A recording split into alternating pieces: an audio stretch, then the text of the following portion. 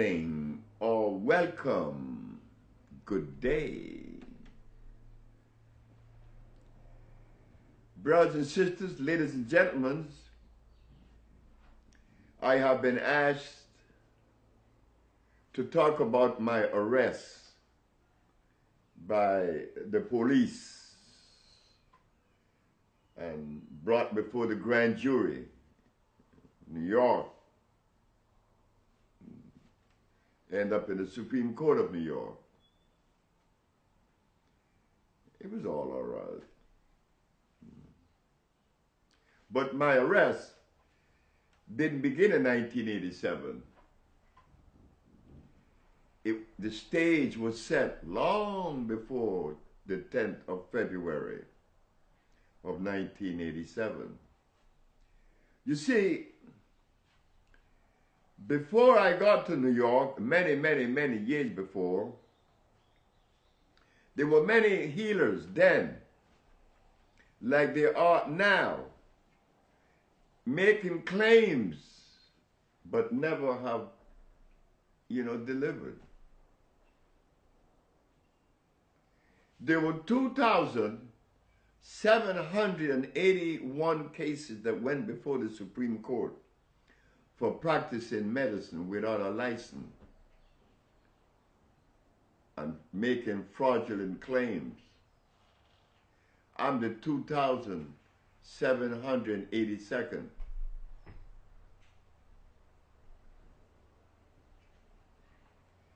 When the police came,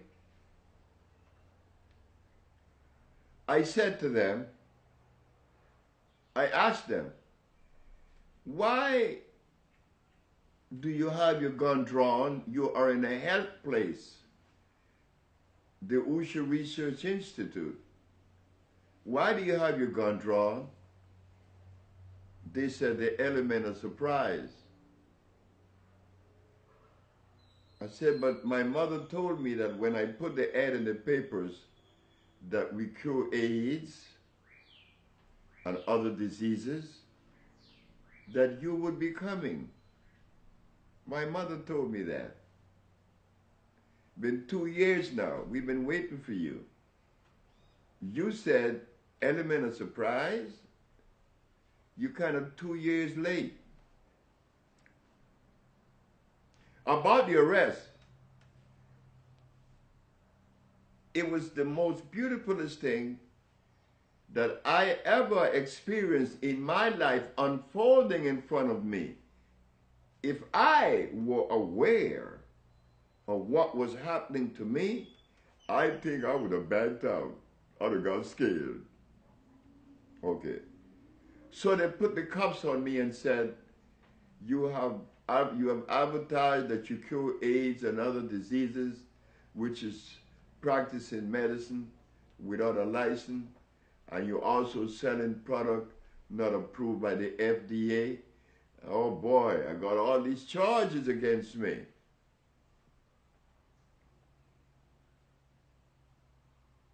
When they put the cuffs on me and they take me down the steps, guess what is about to happen?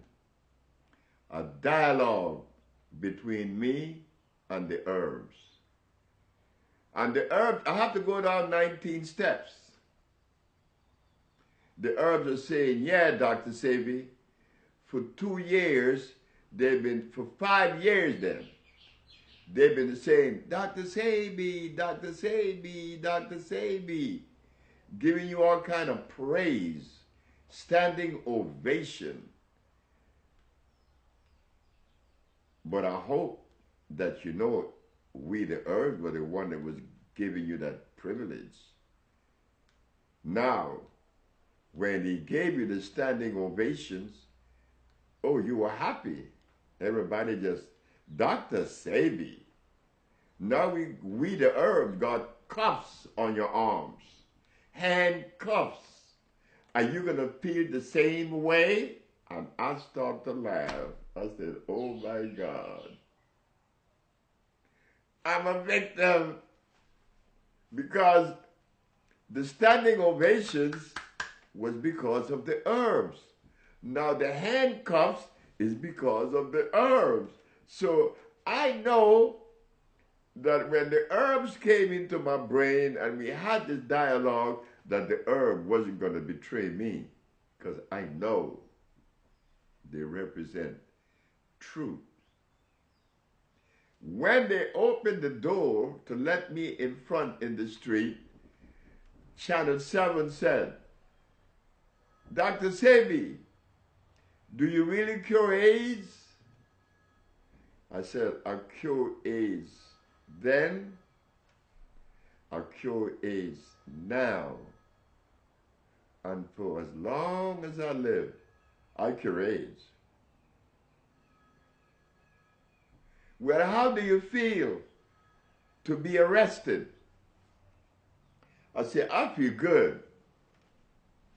The police have to do things the police way.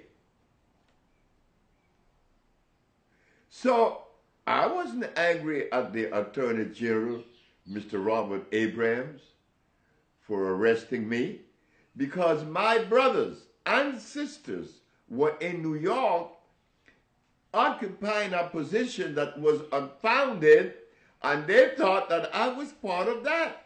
No, I'm a different kind of animal.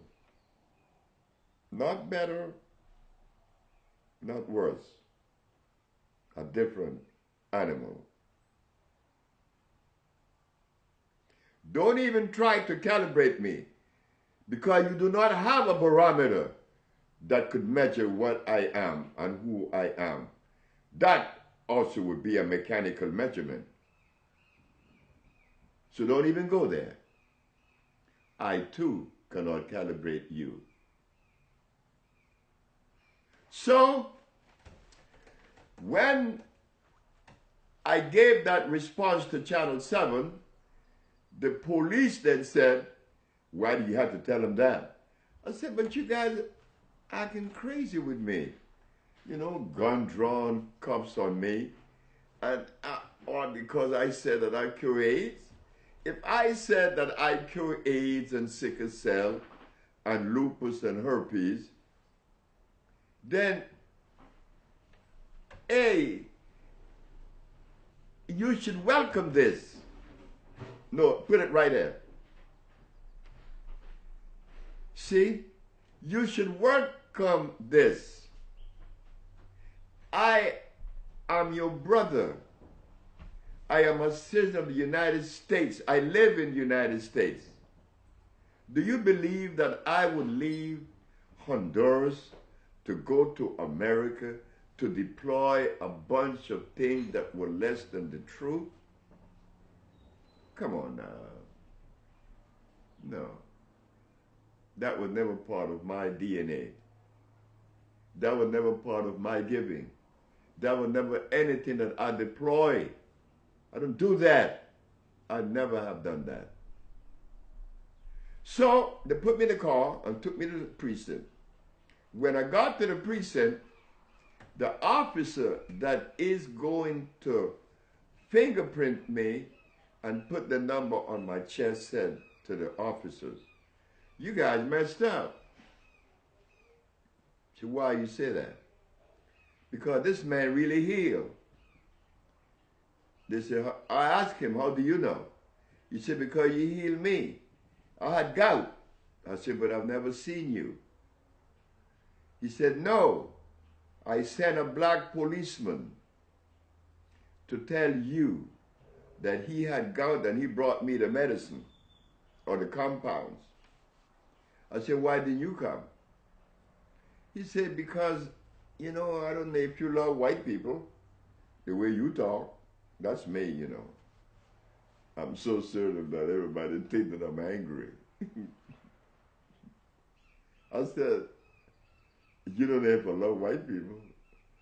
I said, "I don't know of any black person that hate white people nowhere in the world. It is impossible for a black person to hate a white person. That is impossible." Why? Because our DNA does not represent that. We die for you. We fight wars for you. I was in the Merchant Marine for 10 years for you. What? That was the dictate. He said, thank you, man. Thank you. I said, thank you. You see, the perception or the myth is that to be black, you gotta hate white, you gotta hate Chinese, you gotta hate Arabs, you gotta hate Eskimos, not to mention Indians or natives. No. To be black is to be sweet. To be black is to be a servant. To be black is to serve. And there's no better position. So, I'm thrown in jail, and here comes the day of the trial.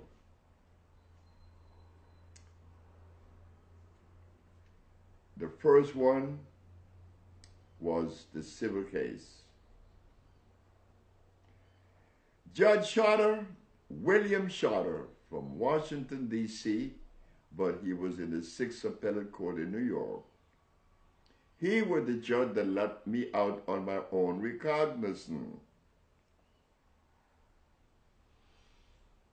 I arrived in his chambers. He said, why did you advertise that you cure AIDS? I said, well, you see, Your Honor, I have a mother that's alive, and there is a continent by the name of Africa, to which I am a son of. I am an African, and I am not going to make a statement that would undermine my mama, Africa, and my face. And the judge looked at me, and he looked at the woman at the table. He realized that the answer I gave him was one that said, if I didn't cure AIDS, that statement wouldn't be made. He looked at the lady at the table and said, did you guys investigate this man before you arrest him? She said, no. You know, that's Sabi, you know, you arrest a nigger. So the judge said, you didn't investigate the man before you arrest him? She said, no. The judge said, well, the answer he just gave me, he cure AIDS. You guys are going to be in trouble. And yes, indeed, the case began now in the civil court. Down below is the Dr. Victor Herbert and assistant prosecuting attorney or assistant district attorney, Phyllis Spade, is asking the physician in favor of the state, have you heard of any individual that cured AIDS, Dr. Victor Herbert? He said, no. Have you heard of any therapy that cured AIDS? He said, no. Have you heard of any compounds that cure AIDS? He said, no. The judge is cleaning his nails with his eyes closed. And the judge opened his eyes and said, have you ever used Exhibit A? The doctor said, no. The judge said, thank you. And went back to cleaning his nails. When the doctor saw that the judge just destroyed his line of defense, the doctor said, Your Honor, I know all about herbs. Like take, for instance, the foxglove. And the judge responded by saying, the white or the pink? I said, now how in the devil does this judge know about herbs? Well, the case went on, and finally, I won in the civil case. But the judge, Judge Shorter, said to me, Dr. Sebi, when you walk in my courthouse, the state wanted me in my chambers. The state wanted me to see you as a villain. But I saw an honorable man. When I was 18, he said, I want to do something in America that made the difference. I didn't get to do that. I just became a judge. But today, you gave me the privilege to judge that which makes the difference. Bam, bam, bam. You won your case. That's the civil case. But I want you to know that I was not in any way angry at the Attorney General. I'm not angry at anyone. I'm never angry. I don't need to be angry. I got a job to do. I got a whole race that I have to be addressing. Because in the past 500 years, we haven't had anyone to come to us with a method that really complements our genetical predisposition. And why? Because we never had to do that in Africa. Then they put us through this thing we call slavery, disconnecting us from home. I'm not blaming Black America for not knowing certain things.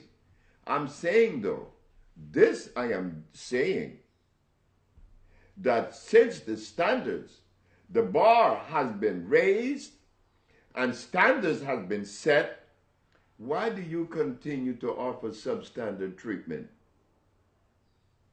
Dr. Sebi proved that yes, he cured AIDS. Yes, he cures sickle cell and lupus and herpes and blindness and others. Now, the judge said you have to go to the Supreme Court now on the criminal side. I went to the criminal side. That's the side that is really, really, really the beautiful side of this program. I sat there, and the judge said, will you please begin? I said, I don't know where to begin. Begin any way you want to begin. I said, well, I will begin with 3 questions. Your Honor, is it a fact that our Holy Bible and the Quran, the Hadith, the Talmud, and the Torah, they all teaches that the herbs are for the healing of the nations? She said, yeah. Is it a fact that the father of medicine, Mr. Hippocrates, addressing the diseases of mankind then, he was able to reverse all of them, establishing the principle of medical science? When I take the Hippocratic oath, am I not supposed to follow the precepts of Hippocrates? Well, Your Honor, that is what I'm doing. I'm not violating any American law. I did not come from Honduras to America to violate any of your laws. I respect the law then, now, and forever.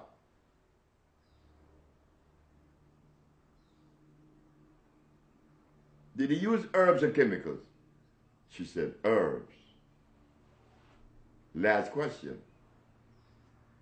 Your Honor, is it a fact that nature, that science teaches that the human body is carbon-based and that the substance that complements, the only substance that complements the human body is a carbon-based substance? That is where you find this arrangement they call chemical affinity. Chemical affinity comes before assimilation.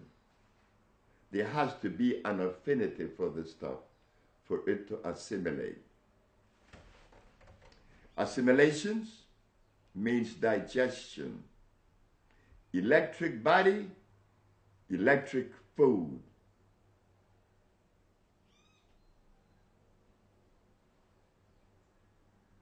Carbon-based body, carbon-based food. She said, yes. I said, thank you. I rest my case. Are we going to get a response from what this man just said? And who is she asking that to? The team of doctors that were there representing the state, and Dr. Victor Herbert was at the head. What kind of response are they going to give? You see, we black people, we live in a world of fear, and a world that is so far from reality. It begins with Candomblé, Obatula. We talk about the Orishas. We talk about Obia. But nowhere in this arrangement of spirituality could we extrapolate a component that we could use to address the state of the race of today. Nowhere, and not one ingredient, but I believe in it. I believe in spirituality when I believe in nothing. I don't even believe in me. I don't have to believe in me. I live me. This stuff about belief, this is why the Attorney General got in the predicament with me that he got into. He should have never arrested me. But then again, I can't talk like that. That's hindsight. That's after the fact. I was supposed to be arrested. Because my mother had told me that in placing the ad in the papers, that I would be arrested. She knew it. You see, my mama was tired of hearing people tell her that I was lying. And she said, well, I'm going to fix them. She called me, I was in D.C. She said, son, do yourself a favor. Nobody believe what you're saying is true. Put the ad in the papers and go to jail, and I know you could get out. And that is exactly what I did, with the recommendation of Mama. But there again, our compounds are based on Mama. Honor thy mother and thy father, that thy days may be long upon the land. Again, Mama came from an organic environment. And all of the compounds that could properly address the human body would have to be from that same structure that supports all life. It's not a philosophy. So Dr. Victor Herbert and the prosecuting attorney, Mr. Bartley, oh, he was trying to show the court that I said that I cure AIDS. I never make that statement. The ad read, AIDS has been cured by the Usher Research Institute. I don't like to take claim of anything. I don't need that. Why do I need it for? Am I going to win something because I make a claim? I better make a claim and live up to it, because that burden would be on me. Your Honor, I have never said that I cure AIDS. I said that the paper read, AIDS has been cured by the Usher Research Institute. And we specialize in cures for sickle cell, lupus, herpes, cancer, blindness, paralysis, and others.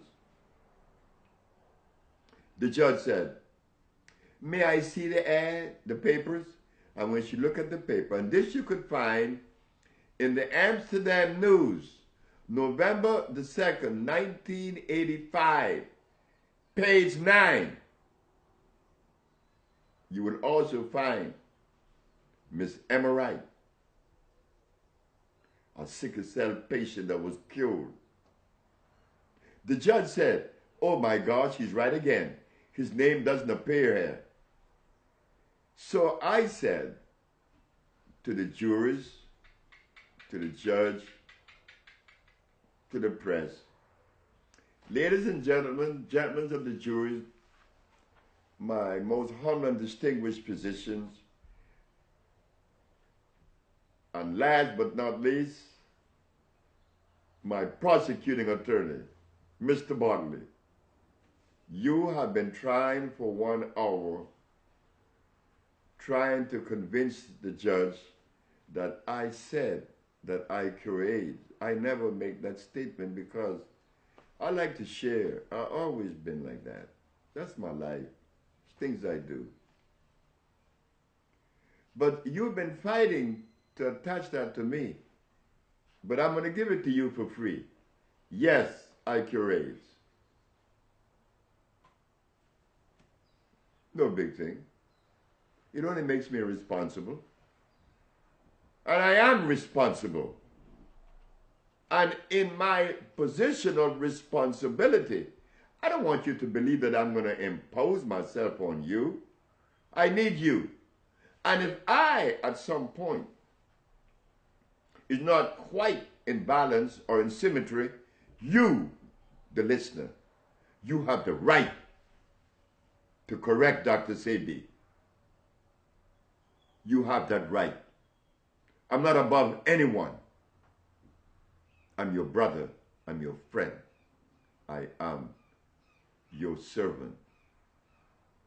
Thank you. Thank you very much. Thank you. Thank you for allowing me the privilege to share with you how we were able to win the case. The witnesses came, 77 of them instead of 9, and all of the evidence was shown, AIDS before and AIDS after, lupus and herpes and blindness and everything else. Hey, brothers and sisters, shouldn't you be happy with your brother? And you, the white race and every other race, you should be happy with me too. Why should you be angry at me? I'm here to heal you too. We all need healing. And you should be happy to know that out of that black experience with you in America, that we, the black race, have in our DNA the capacity to embrace you, the world, and offer you the healing that you need. Yes, my arrest was on time. My arrest was supposed to be to legitimize my position. Thank you. Thank you again, Dr. Sebi, your servant.